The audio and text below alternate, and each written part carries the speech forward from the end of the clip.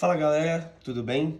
Bom, a nossa aula de hoje será sobre os conceitos de cinemática vetorial.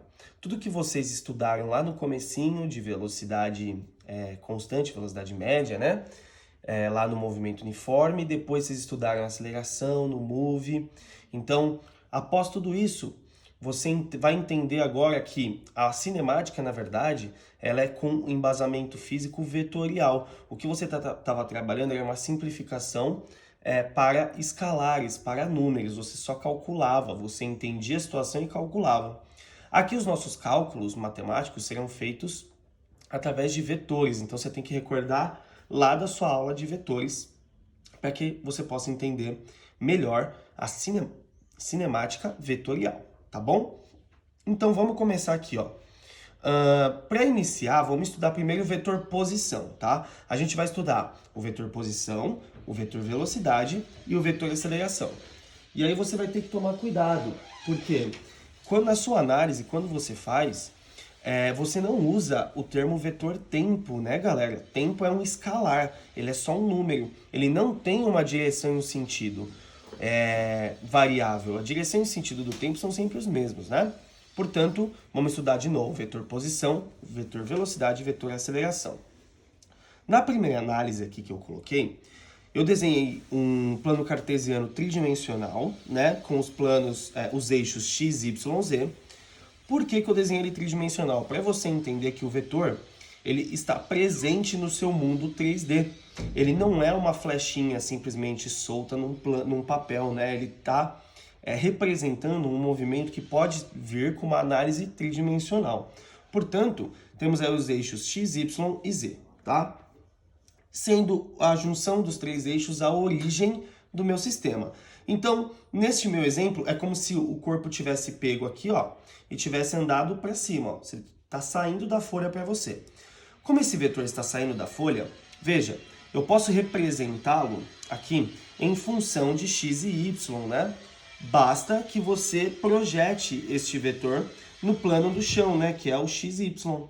Então, a projeção aqui embaixo, se a gente for lá na origem, a gente vê que a gente tem um triangulinho formado aqui, né? Então, eu posso escrever este vetor S em função da altura e da base deste triângulo retângulo aqui usando um Pitágoras, tá? Sendo S o vetor posição. Então, uma posição é descrita nesta forma. Agora, se o corpo ele vem para cá e depois vai para outro lugar, como que eu monto o deslocamento vetorial desse vetor, né? Desse cara, desta posição. Então, o deslocamento vetorial, eu aqui escolhi dar um exemplo bidimensional para vocês que fica mais simples, tá? Então, imaginem que aqui é a origem, é o nosso referencial, assim como tínhamos a origem aqui. O corpo, ele está aqui na posição 1 e ele vai fazer isso aqui, ó. E vai chegar na posição 2, sempre se movimentando, mesmo que esteja em círculo, em relação a este ponto, a este observador, este referencial. Então, se eu traçar um vetor daqui até aqui, eu tenho o vetor posição 1 do corpo. Se eu traçar da origem até aqui, eu tenho o vetor posição 2. Então, S1, S2, certo? Do corpo em relação ao observador. Agora, como que nós fazemos o ΔS deste vetor? O ΔS, pessoal, você calcula, você abre ele como se você estivesse abrindo naquele cálculo escalar. Posição 2 menos posição 1. Mas veja, é posição 2 vetor menos posição 1 vetor. Então, você está aplicando aqui uma subtração de vetores. Não é uma subtração de números, pessoal. Você está subtraindo o vetor S2 do vetor S1. Vamos lembrar, recordar como operamos a subtração de vetores? Eu vou pegar esta conta vetorial e vou escrevê-la de uma outra forma, tá? Ó, eu vou escrever assim, ó. O ΔS é igual a S2 mais o oposto de S1. Veja, eu não alterei o que está escrito aqui, eu só coloquei que, lembrem-se que mais com menos é menos, né? Eu só coloquei esse cara entre parênteses para você entender o que o menos significa para o vetor S1. O menos, pessoal, ele indica o vetor oposto. Significa o seguinte, se o S2 está assim, nesta orientação, o oposto de S2 é só Vamos inverter o sentido dele, então ele está daqui para cá. O menos S... Oi, desculpa. O S1, né, pessoal, que ele é oposto, né? Desculpem, ó, o sinal tem S1. Se o S1 ele tem esta orientação, o oposto de S1 é daqui para cá. É só você inverter o sentido do seu vetor. Então, vem comigo, pessoal. O que eu vou fazer? Eu vou fazer uma soma de vetores de S2 com o oposto de S1. Então, vamos lá? Eu vou pegar esse vetor S2 e vou transpô-lo para cá. Vou colocar ele aqui. Então, pegando o S2 e colocando ele na nossa análise aqui neste espaço, lembre-se que você pode transpor o vetor sem alterar sua direção e sentido e módulo, né? Sem alterar o tamanho, a inclinação e tudo mais. Então, o S2 é o vetor que já está aqui, né? Desenhado. Então, colocando ele aqui, ele fica assim, certo? Esse é o nosso vetor S2. Já vou colocar os nomezinhos, tá? Agora vamos ver. O oposto de S1 é um vetor que sai daqui e vem pra cá, né? Ó, só inverte o sentido dele.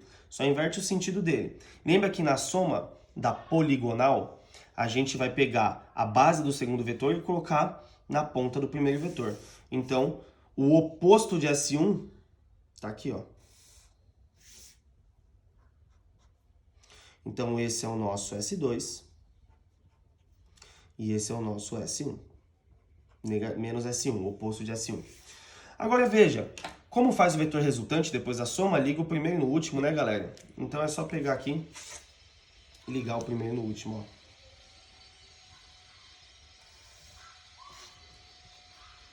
Teremos esse cara aqui como vetor deslocamento S2 menos S1, final menos inicial. Então, tecnicamente, se eu quisesse desenhar aqui o vetor resultante, é só ligar do primeiro no segundo. A subtração é diferente da soma, né, galera? Tá aqui, ó. Veja, o mesmo vetor que temos aqui. Tudo bem?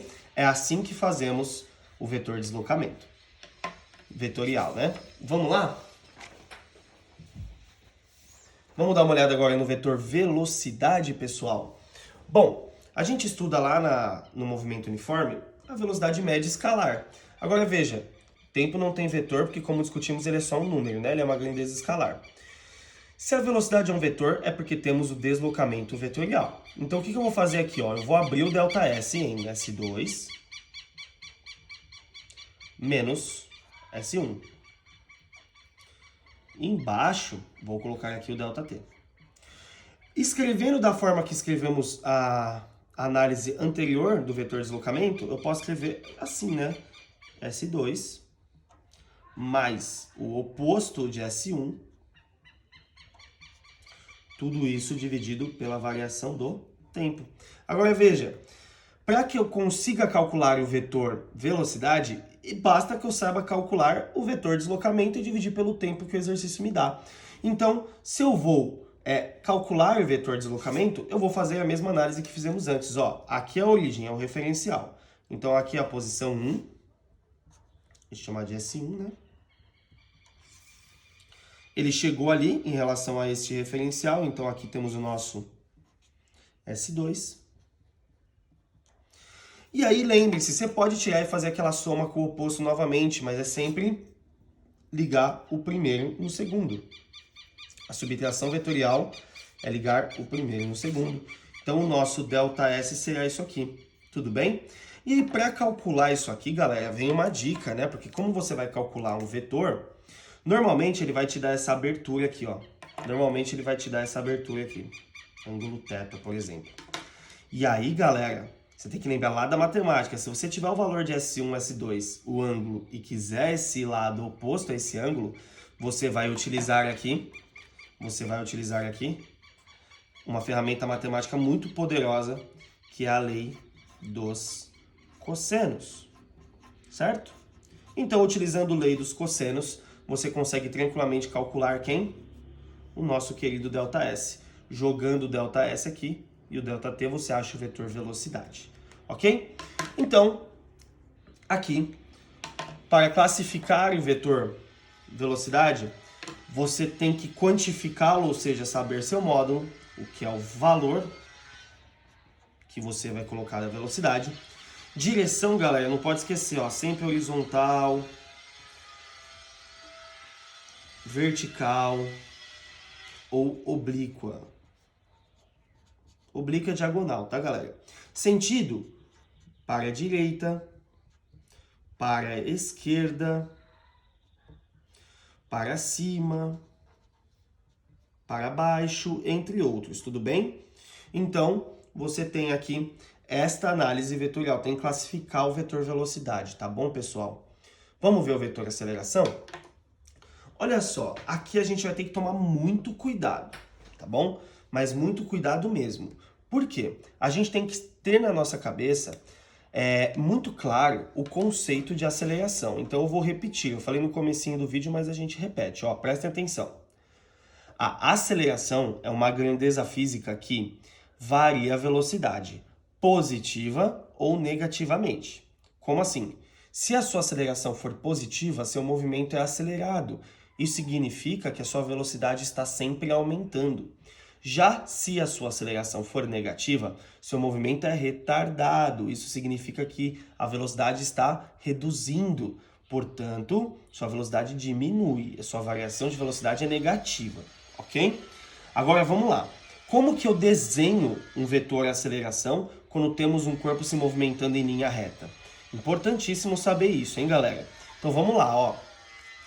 Se a minha aceleração for positiva, ela vai apontar paralela à velocidade junto com a velocidade. Então aqui, ó, temos um vetor Azinho paralelo ao vetor velocidade, tudo bem? Agora, se a nossa aceleração está diminuindo, se a sua aceleração é negativa, significa que a velocidade reduz. Então ela tem que apontar contra a velocidade, paralela à velocidade, mas em sentido oposto à mesma. Ó, menos A. E aí você consegue marcar aqui. Também é paralela, né, galera? Só que sentido oposto. Aqui é paralelo no mesmo sentido. Vou até escrever isso aqui, ó. Quando é positivo, a aceleração é paralela à velocidade e no mesmo sentido. Importantíssimo isso aqui, pessoal. Mesmo sentido. Já se a sua aceleração é negativa, ela é paralela à velocidade, mas em sentido oposto.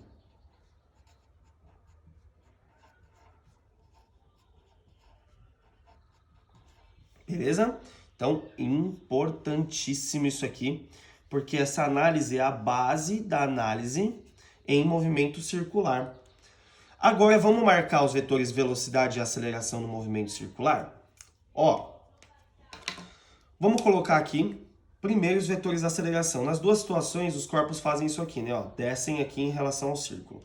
Então, atentos. O vetor velocidade ele é sempre tangente à trajetória, ó. Tangente significa que toca em um único ponto, hein, pessoal? Definição lá da matemática. Então, tangente à trajetória, ó. Sempre. Vetor velocidade, sempre tangente à trajetória, no sentido que o corpo se desloca, ok? Agora, mesmo os conceitos de aceleração aqui, hein? Se a aceleração é positiva, ela aponta paralela e junto com a velocidade. Ó, vetor A. Agora, se a sua aceleração é negativa, ela aponta paralela e oposta à velocidade. Então, ela é também tangente à trajetória aí. Menos A. Tudo bem? A gente vai chamar no movimento circular esta aceleração de aceleração tangencial. Vou colocar até aqui, ó, tangencial.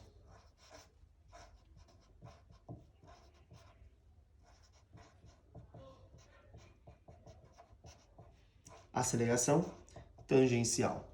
Importantíssimo, galera, importantíssimo, tá bom? Agora vamos destrinchar o vetor aceleração propriamente dentro dos movimentos circulares. Veja o seguinte, batendo o olho aqui na folhinha, você já consegue visualizar uma diferença muito grande dos dois movimentos, ó. MCU, movimento circular uniforme. MCUV, movimento circular uniformemente variado. Agora, olha o detalhe, olha o detalhe. você tem que lembrar que o vetor velocidade ele possui três características. O módulo, que é o valor, a direção e o sentido. Tudo bem? Quando eu coloco o vetor v em módulo, eu estou falando só do valor do vetor v, só da quantidade numérica dele mesmo. Portanto, se o movimento é circular e uniforme, significa que o módulo da velocidade é constante, o valor. Se o movimento é circular e uniformemente variado, significa que a aceleração faz com que o valor, o módulo do vetor velocidade mude. Então, o módulo do vetor velocidade é variável, ok? Conceito que você vê lá da sua análise base de cinemática, quando você via em escalar. Tudo bem? Agora, quando a gente fala de vetor, galera, o módulo do vetor é o tamanho dele. É o tamanho. Então, veja. Vamos lá. No MCU, eu vou vir aqui e marcar o vetor velocidade de acordo com o sentido do corpo que eu coloquei aqui. Então, o corpo, ele está se movimentando nesse sentido. Vamos marcar o vetor velocidade tangente à trajetória, ok? E agora vamos pensar numa análise bem conceitual, tá?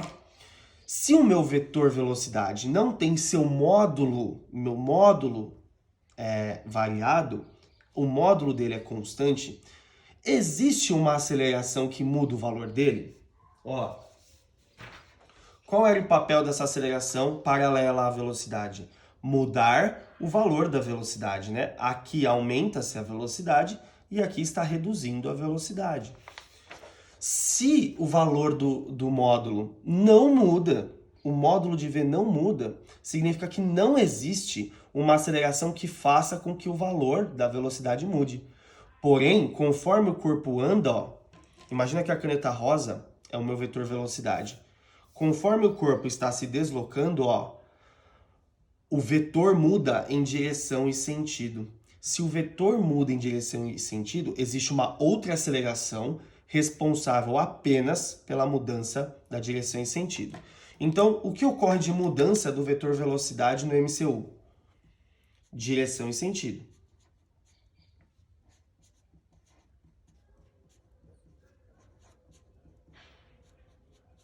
Quem é o agente responsável pela mudança da direção e sentido?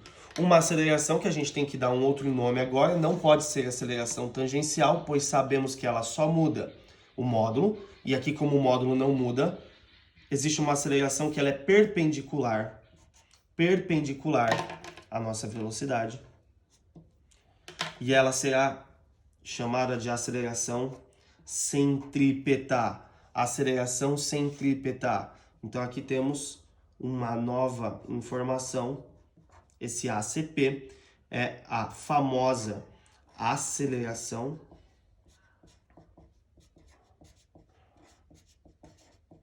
centrípeta. Características da aceleração centrípeta. Perpendicular à velocidade no seu MCU, aponta sempre para o centro da sua trajetória circular e altera em relação à velocidade a direção e o sentido da mesma. Tudo bem? Então, não muda o módulo de V. Agora vamos ver isso daqui, ó, MCUV. Vou marcar de novo aqui o vetor velocidade primeiro. Importante que você sempre desenhe o vetor velocidade antes de qualquer coisa, ó. Tangente à trajetória aqui.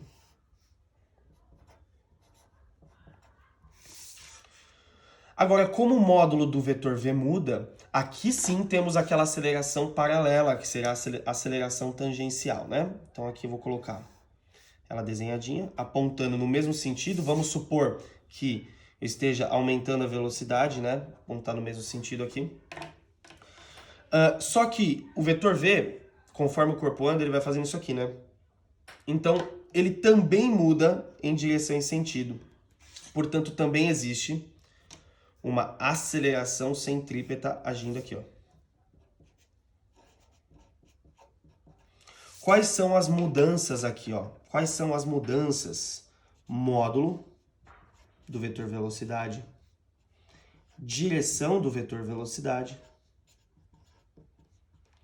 e o sentido do vetor velocidade. O que está fazendo com que tudo isso mude? aceleração tangencial e aceleração centrípeta. Portanto, quando você está em MCUV, existe um vetor resultante da aceleração, que é a soma vetorial da aceleração centrípeta com a tangencial. Então eu vou tirar esse desenho aqui da figura dos vetores e vou desenhar a soma. Vou colocar aqui primeiro a aceleração tangencial desenhada.